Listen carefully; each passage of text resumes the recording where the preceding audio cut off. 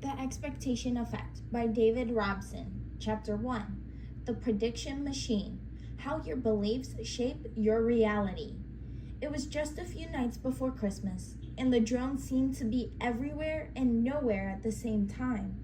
The drama began at 9 p.m. on 19th December 2018, when a security officer at London Gatwick Airport reported 2 unmanned aerial vehicles, one flying around the perimeter fence, another inside the complex. The runway was soon closed for fear of an impending terrorist attack. It was only 19 months after the Islamist bombing at the Manchester Arena, after all, and there had been reports that ISIS were planning to carry explosives on commercial drones. The chaos escalated over the following 30 hours, as dozens of further sightings kept the airport in lockdown. Try as they might, however, the security officers and police just couldn't locate the drones, which seemed to disappear as soon as they were sighted. Even more astonishingly, their operators appeared to have found a way to avoid the military's track and disable system, which was unable to detect any unusual activity in the area, despite a total of 170 reported sightings. The news soon spread to the international media, who warned that similar attacks might occur in other countries. By 6 a.m. on 21st December, the threat finally seemed to have passed, and the airport reopened for business. Whoever was behind the attack, be it a terrorist or a joker, had achieved their aim of chaos, disrupting the travels of 140,000 passengers, with the cancellation of more than 1,000 flights. Despite offering a substantial reward, the police have been completely unable to find a culprit, and there is not a single photo offering evidence of an attack, leading some, including members of the police, to question whether there were ever any drones at all. Even if there was, at one point, a drone near the airport, it's clear that the vast majority of the sightings were false, and the ensuing chaos was almost certainly unnecessary. With so many independent reports from dozens of sources, we can easily rule out the possibility that this was some kind of lie or conspiracy. Instead, the event demonstrates the power of expectation to change our perception and occasionally create a vision of something that is entirely false. According to an increasing number of neuroscientists, the brain is a prediction machine that constructs an elaborate simulation of the world based as much on its expectations and previous experiences as the raw data hitting the senses. For most people, most of the time, these simulations coincide with objective reality, but they can sometimes stray far from what is actually in the physical world. Knowledge of the prediction machine can explain everything from ghost sightings to disastrously bad calls by sports referees, and the mysterious appearance of non-existent drones in the winter sky. It can help us to understand why the brand name of a beer can change its taste, and it shows how, to someone with a phobia, the world looks much more terrifying than it really is. This grand new unifying theory of the brain also sets the stage for all the expectation effects that we'll examine in this book. The art of seeing. The seeds of this extraordinary conception of the brain were sown in the mid-19th century by the German polymath Hermann von Holmes. Studying the anatomy of the eyeball, he realized the patterns of light hitting the retina would be too confusing to enable us to recognize what is around us. The 3D world, with objects at various distances and odd angles, has been flattened onto two-dimensional discs, resulting in obscured and overlapping contours that would be difficult to interpret.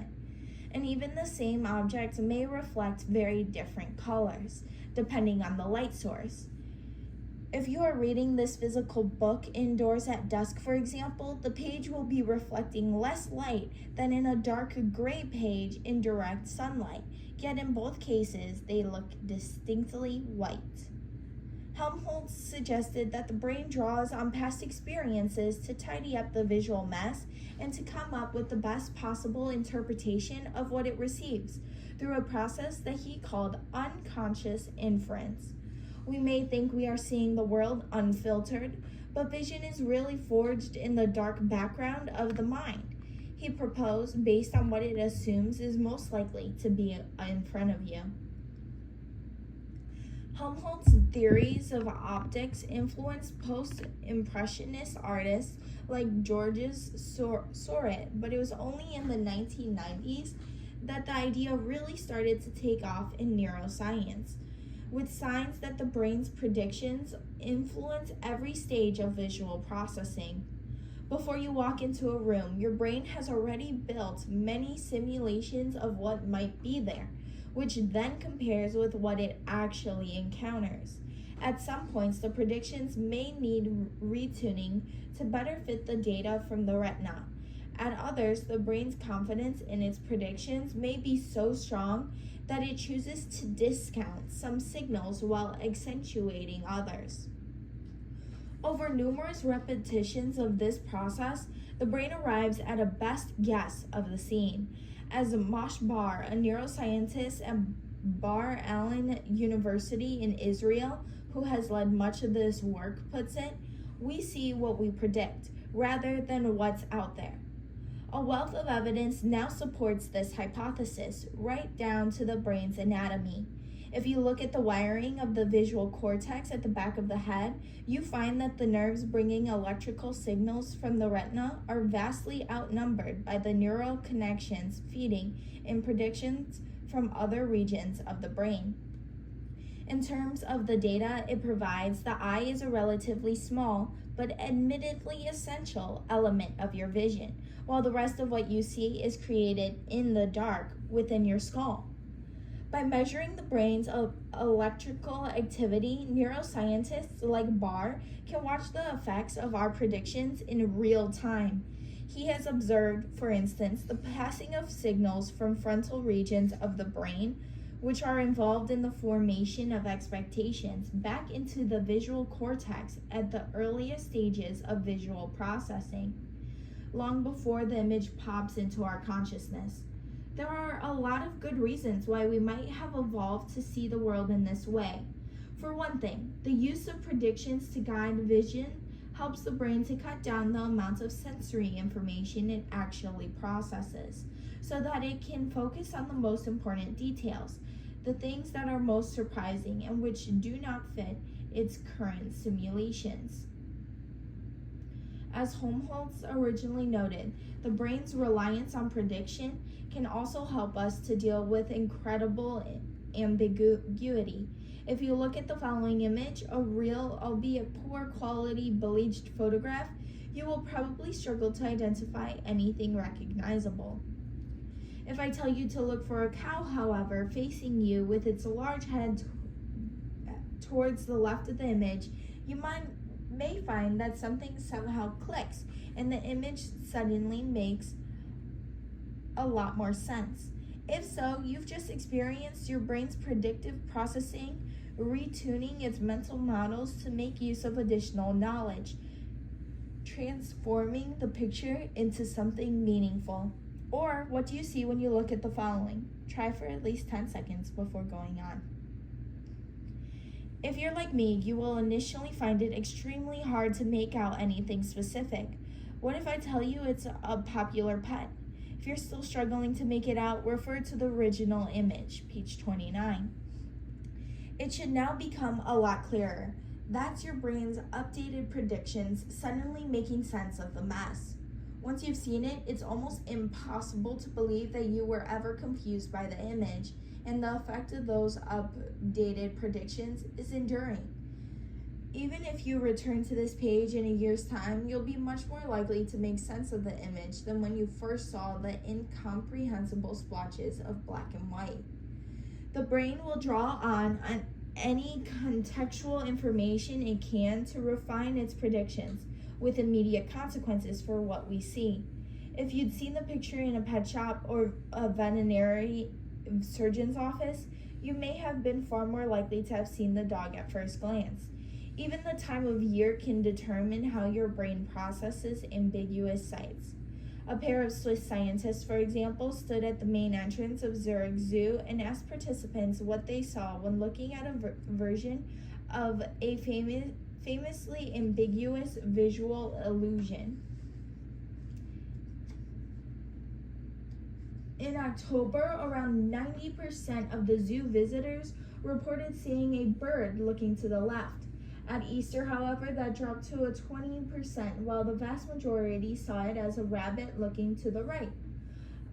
Of children under 10 for whom the Easter Bunny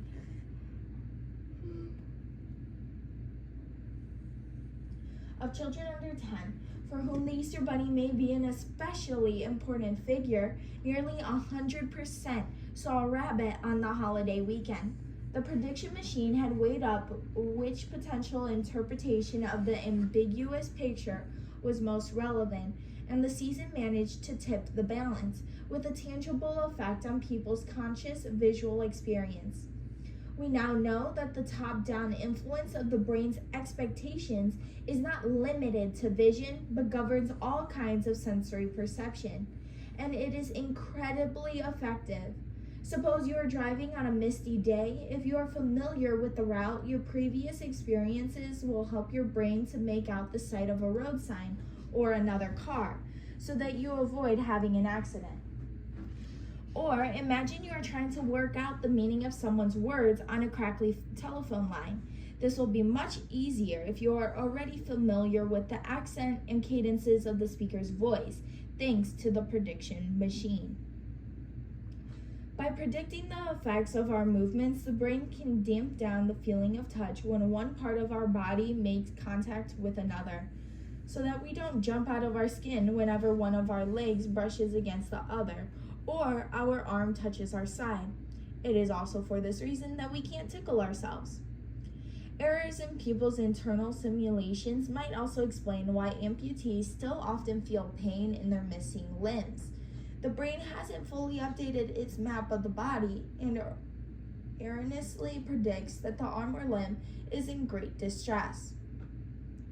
There will inevitably be some small errors in each of the brain's simulations of the world around us, a mistaken object or a misheard that can go completely awry, with heightened expectations evoking vivid illusions of things that do not exist in the real world, such as drones flying over the UK's second biggest airport. In one brilliant demonstration of this possibility, participants were asked to watch a screen of random gray dots, like the snow on an untuned analog TV. With a suitable suggestion, they could be primed to see faces in 34% of trials, even though there was nothing there apart from random visual noise.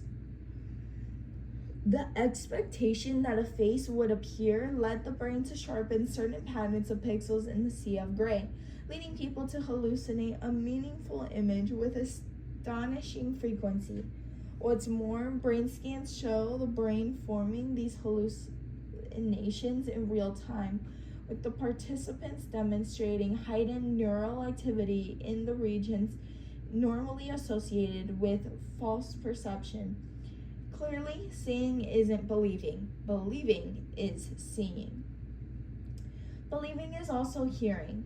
Dutch researchers told some students that they might be able to hear a very faint rendition of White Christmas by Bing Crosby embedded in a recording of white noise. Despite the fact that objectively there was not a hint of music, nearly 1/3 of participants reported that they could really hear the song.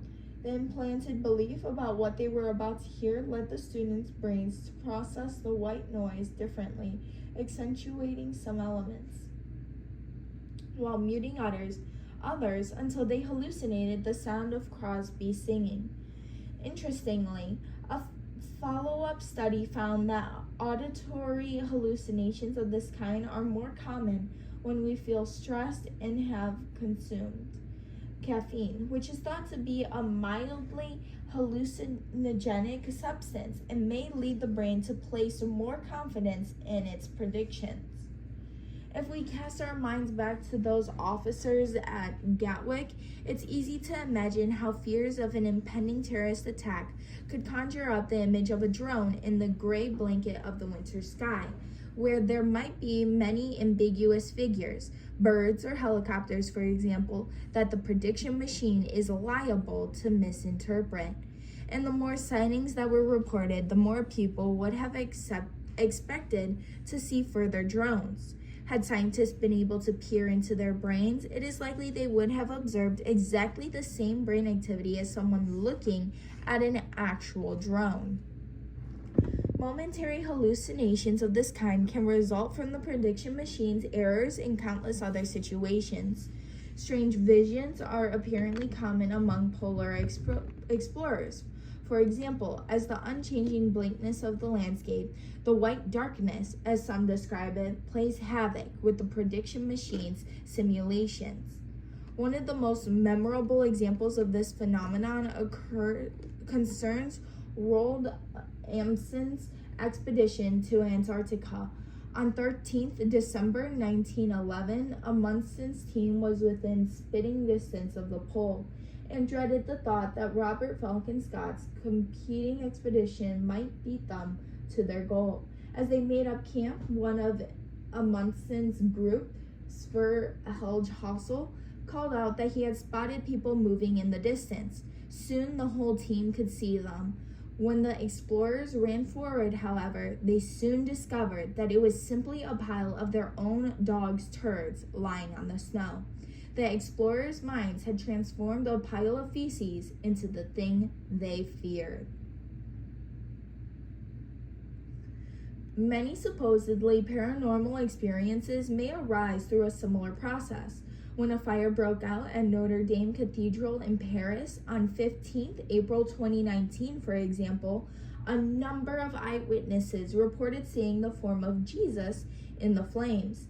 Some assumed it was a sign of God's disapproval at the turn of events, others that he was trying to offer comfort to those affected by the damage.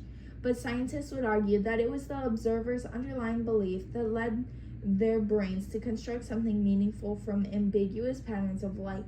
Whenever someone claims to have seen a ghost or to have heard the voices of the undead in the static of an untuned radio, or to have seen an image of Elvis in the clouds, the overactive prediction machine may be to blame.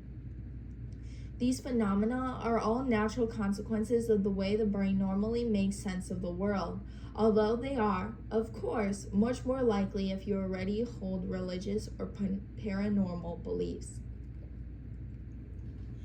Athletes and referees would do well to remember the role of the prediction machine during sports controversies. When a tennis player and an umpire quarrel over a point, it reflects a serious difference in the perceptual experience. One saw the ball inside the court and the other saw it outside. Neither party is being stupid or dishonest. Their minds have simply constructed different simulations of the world around. For each person, the perception could have seemed just as real as the greenness of the grass or the blueness of the sky. A confident player, in particular, might be primed to see the ball landing in their favor, and without any conscious intention to deceive, that could sway their perception, a phenomenon that psychologists call wishful seeing. At the time of the report, the police at Gatwick were keen to stress the credibility of their eyewitnesses, but the theory of the brain as a prediction machine suggests that there may be no such thing as a fully objective observer. As the neuroscientist Ansel Seth puts it, we don't just passively perceive the world as we actively generate it. The world we experience comes as much, if not more, from the inside out as from the outside in. Our brain's expectations are intricately woven into everything we experience. The philosophical implications of this inherent subjective are profound enough, but as we shall soon find out, The theory of the brain as a prediction machine also has immense consequences for our well-being. Insights that go far beyond the emergence of uncanny visual illusions, and to see how we need to meet a remarkable patient. I was blind, but now I see. A young woman I'll call Sarah was in her late teens when she woke up almost completely blind. Her vision had been deteriorating for 6 months. Now she saw just a faint glow around certain light sources. Everything else was darkness. Ophthalmologists could find nothing wrong with her eyes, though that knowledge did absolutely nothing to help her day-to-day well-being, as she carefully counted each step and felt her way around furniture to navigate her home.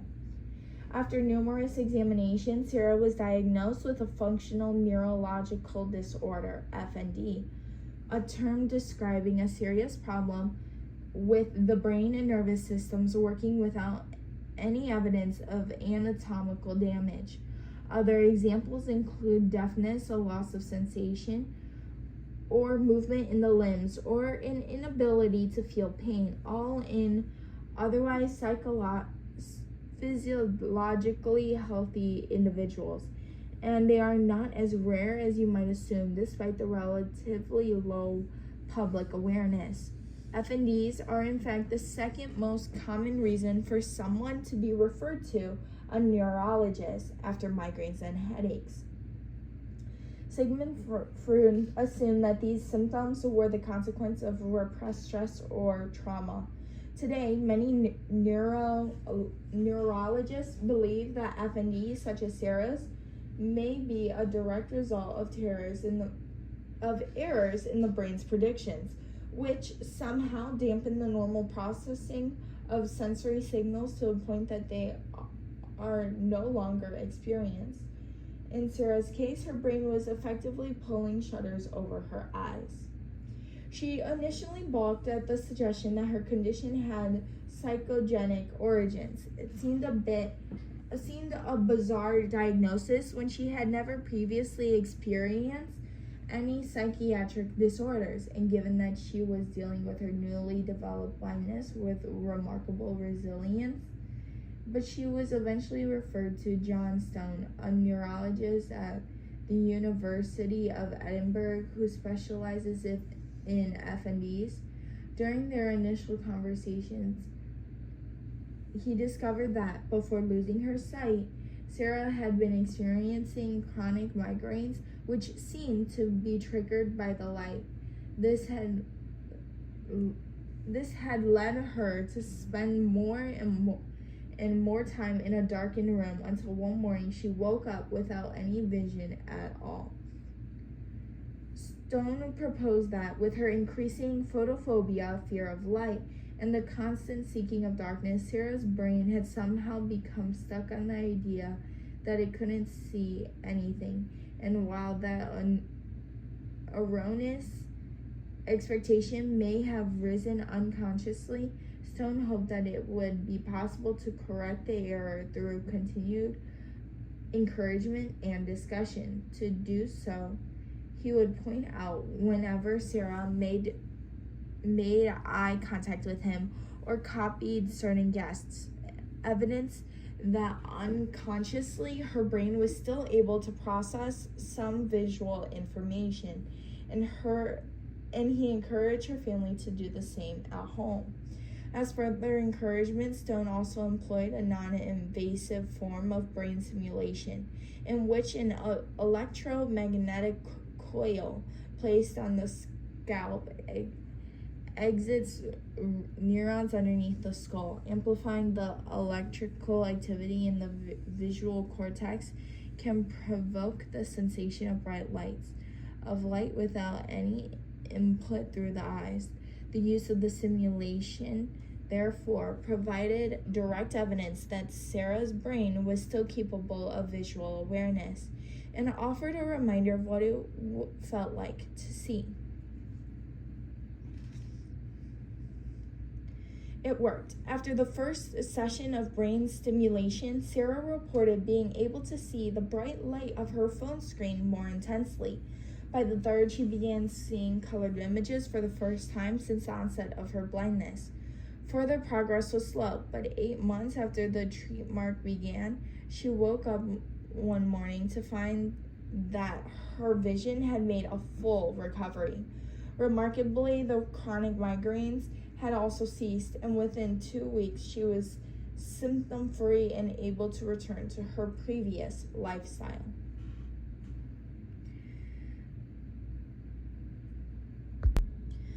Shrinking fears.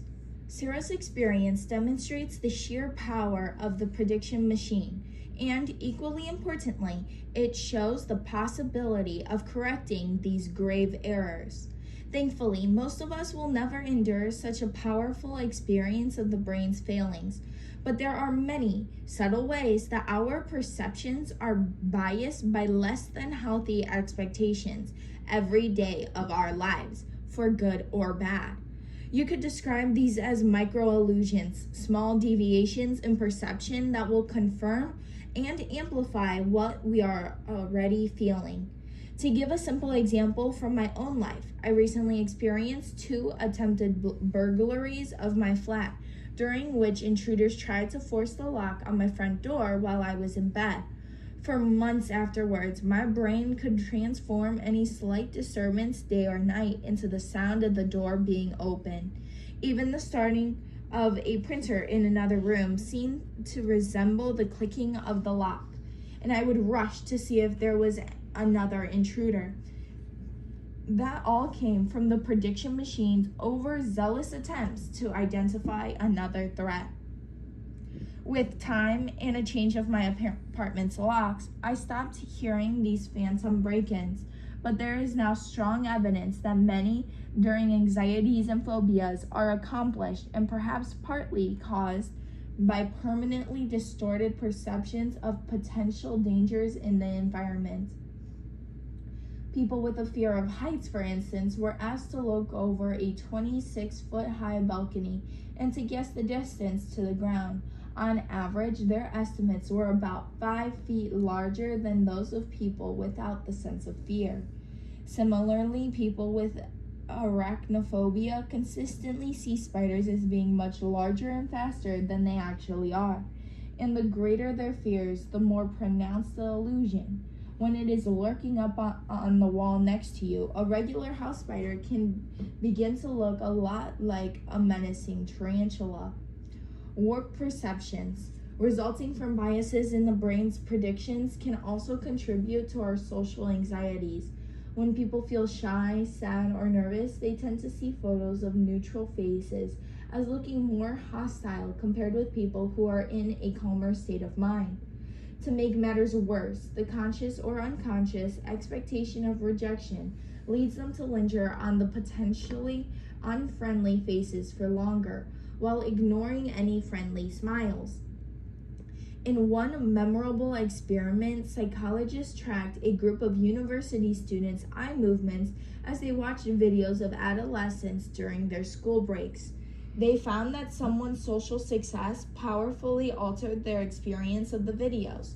People who already felt popular and liked in their own life tended to look at the people nodding, chatting, and smiling, while the people experiencing isolation and loneliness barely noticed any signs of warmth.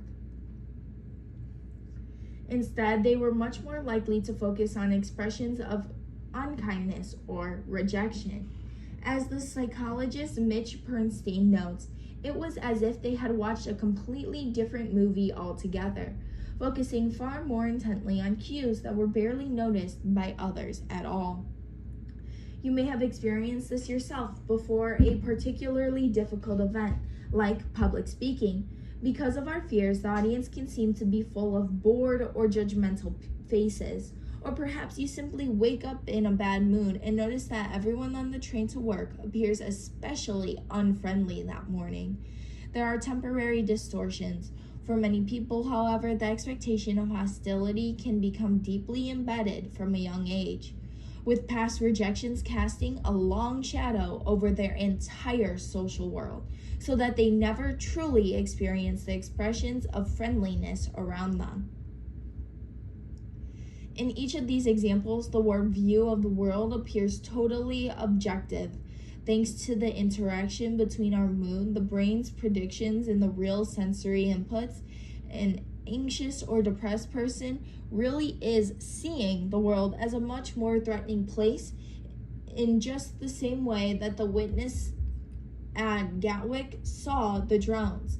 And this bias processing can have real behavioral consequences, leading you to avoid the very situations that could help to realign the brain's predictions.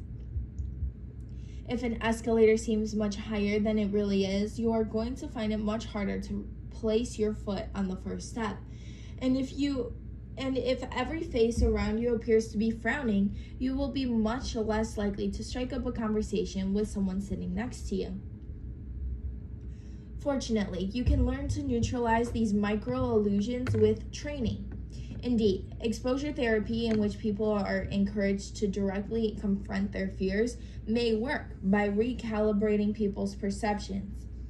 In 2016, a team of German researchers asked arachnophobes to don a virtual reality helmet and wander through rooms containing lifelike representations of spiders, with a simple goal to stay calm and to avoid running away from the threat. Not only did the participants' fears of real spiders fall over the course of the session, but their estimate of the spiders' sizes also became far more realistic.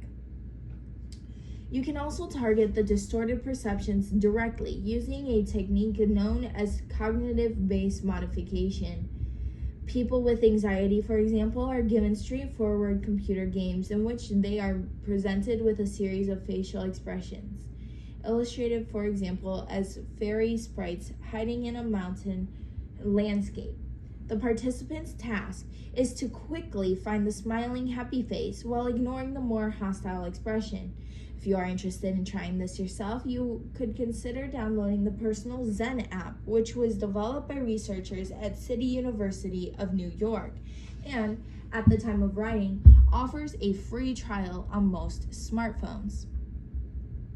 The aim is to readjust the brain's visual processing so that it is no longer accentuates the threatening information in a scene, and many patients report significant benefits from this treatment. Even a single session of a program like Personal Zen seems to bring about short-term changes in people's feelings and behavior, improving, for instance, their performance at public speaking, which, while regular training, leads to longer-lasting benefits. The simple recognition of the brain's inherent subjectivity has helped me to cope with dips in my mood. When I feel especially anxious or depressed and the world around me seems to confirm my fears, I try to account for the fact that my emotions and the expectations that accompany them might have biased my perception. Given that negative expectations can also bias our attention, I also make more of an effort to look for actual unambiguous acts of friendliness, essentially replicating the bias modification games in a real-life city. Needless to say, this strategy is no panacea for serious mental illness, but I find that it often stops me from falling into the spiral of negative thinking that would once have exasperated and prolonged my low mood. It is just one example of how, once we understand the power of expectation, we can recalibrate our predictions to experience a healthier and happier view of the world. Taste is in the mouth of the beholder. The power of expectation is particularly well known in the world of gastronomy, where marketers and chefs have long harnessed the prediction machine to increase people's enjoyment of their dishes. In one of the earliest experiments into top-down effects on a taste from the 1960s, 2 American scientists looked into people's perceptions of astronauts' meals, such as a chocolate-flavored health shake filled with protein, carbs, and vitamins. Without knowing the origins of the drink, people tended to find the taste rather unappetizing.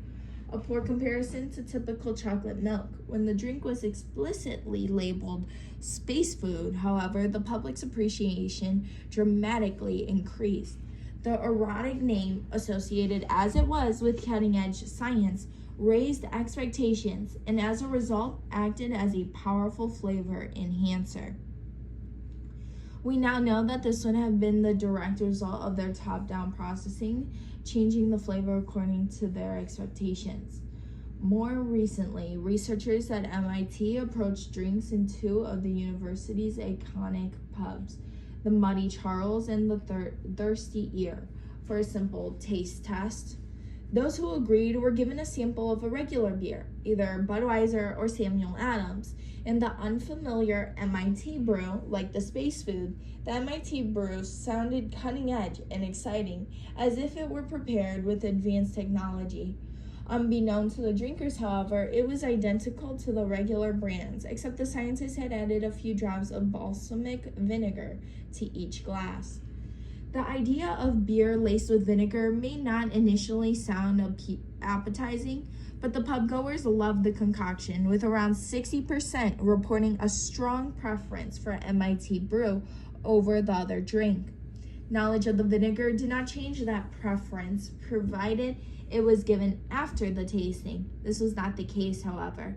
If they were told about the nature of the secret ingredient before they had tasted it, then only around 30% appreciated its unique mix of flavors over the other example.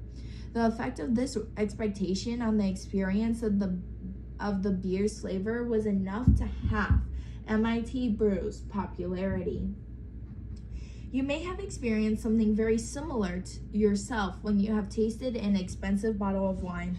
Thanks to altered expectations of quality, knowledge of a higher price tag can result in a marked improvement in flavor, irrespective of the actual drink. Changes in appearance can have similar effects. When scientists colored white wine red, participants noted much richer notes in its taste, the traces of prune, chocolate, or tobacco that are typically associated with real red wines, and the power of expectations is so strong that even wine experts fall for this gustatory illusion. The effects of our preconceptions are evident in scans of the brain's responses to the foods. When participants were given the basic umami flavoring, MSG for instance, alongside a single sentence detailing its rich and delicious taste, they showed greater activity in the regions processing gustatory pleasure than those told that they were receiving monosodium glutamate or boiled vegetable water. Sometimes the exact same substance can evoke intense pleasure or outright disgust, depending on someone's expectations. A mixture of isovaleric and butyric acid, for example, creates a slightly acrid odor that can be found in two familiar substances, Parmesan cheese and vomit. But your brain will process the same aroma very differently depending on how it is labeled, leading us to either salivate or retch. These perceptual expectation effects are not really so different from the unscrambling of the images on pages 12 to 13. In each case, the labels are helping to make sense of ambiguous signals that could be interpreted in multiple ways. Given these findings, it's a little wonder that people's taste in food varies so much depending on their expectations and associations. They may be experiencing completely different things. If you are trying a new food for the first time, you might apply these findings yourself by reading up on the meal beforehand. By knowing why others enjoy the dish, you'll be priming your brain to make sense of the gustatory signals so that you can more fully appreciate the unfamiliar combination of flavors. This will be especially important if you're traveling and the food is far outside your usual comfort zone. The famously pungent durian, for example, will be far less off-putting if you have been guided to recognize the overtones of hazelnut, apricot, caramelized banana, and egg custard, described by some connoisseurs, rather than the usual comparisons to rotting flesh. You can use the same principles when you host a dinner party. You may not be able to turn water into wine through thought or prayer, but the way you describe your food will strongly influence the ways that you and your guests appreciate it. So be sure to season your dishes with some delicious words as you serve. That verbal garnish may be as important as the actual physical ingredients. We'll discover the implications of our expectations for digestion and metabolism and the prospect of weight loss in Chapter 6. Supercharged senses. By harnessing the prediction machine, we may even be able to sharpen the overall acuity of our eyes and ears, allowing us to see and hear in high definition. If that seems far-fetched, just consider how the branding of sunglasses or headphones can affect people's visual and auditory abilities. In the early 2010s, a team of Israeli and American researchers asked participants to wear a pair of shades and to then read off 84 words under the glare of a bright light.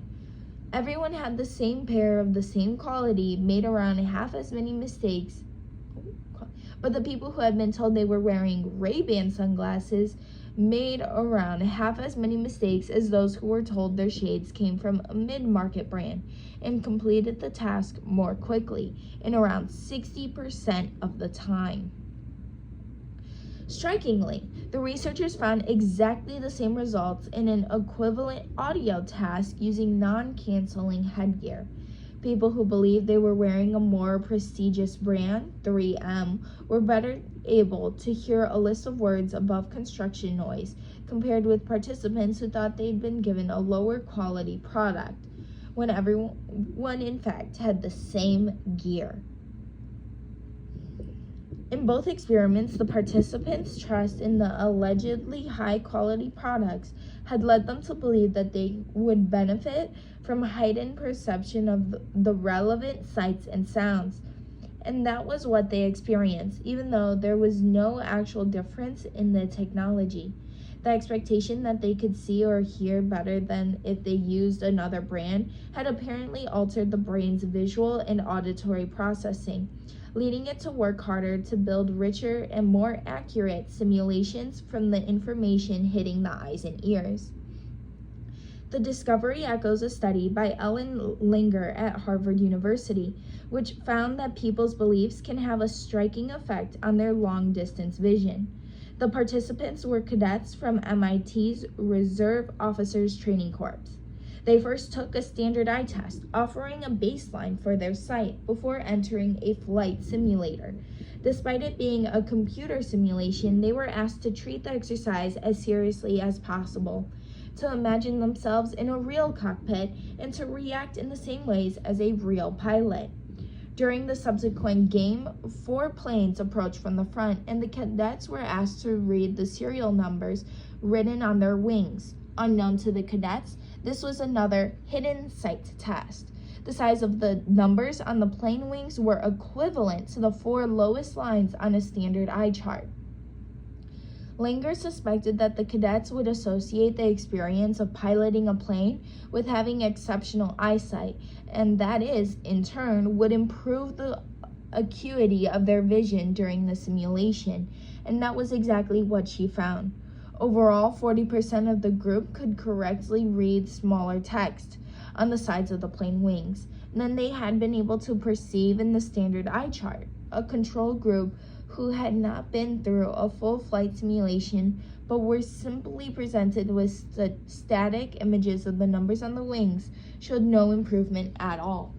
To confirm the fact, Langer conducted a second experiment in which she asked participants to perform some star jumps, an energetic exercise that she said might improve their eyesight.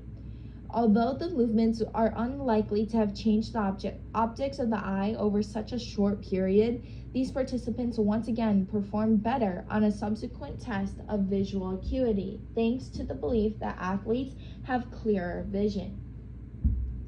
For a final confirmation, Langer simply reversed the order of the eye chart, with the smaller letters at the top and the bigger letters at the bottom.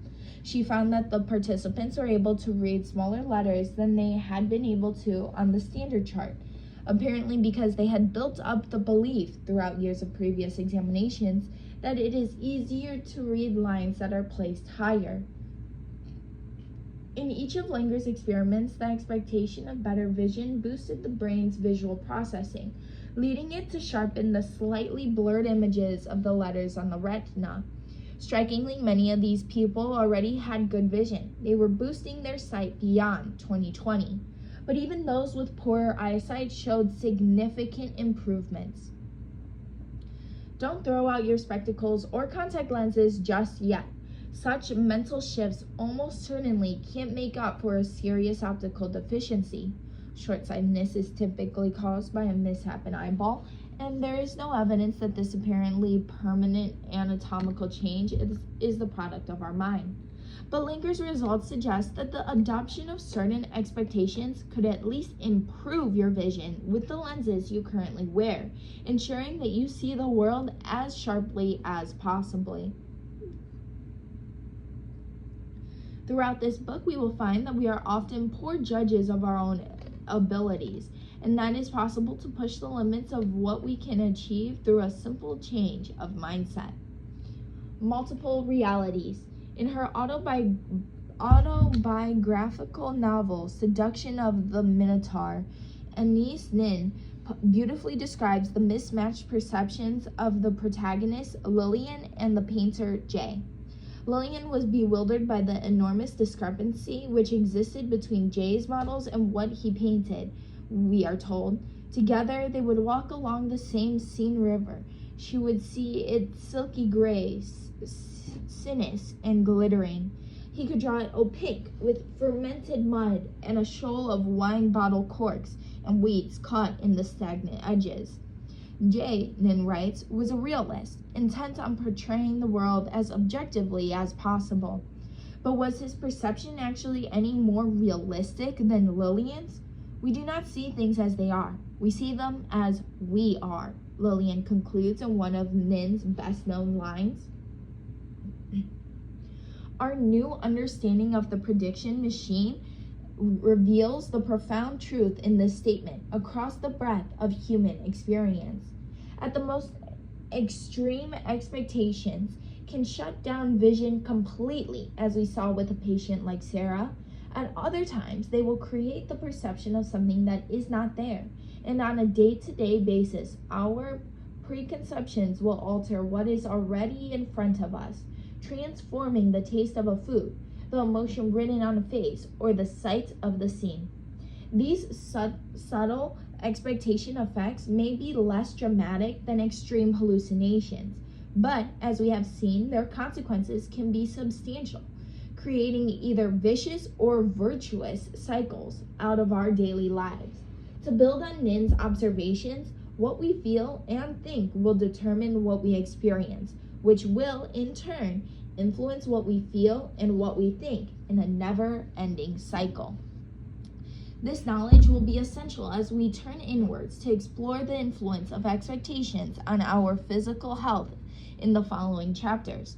The prediction machine receives many inputs from inside the body, including the nociceptor nerves that respond to damage or the possibility of damage to our organs and contribute to the sensation of pain.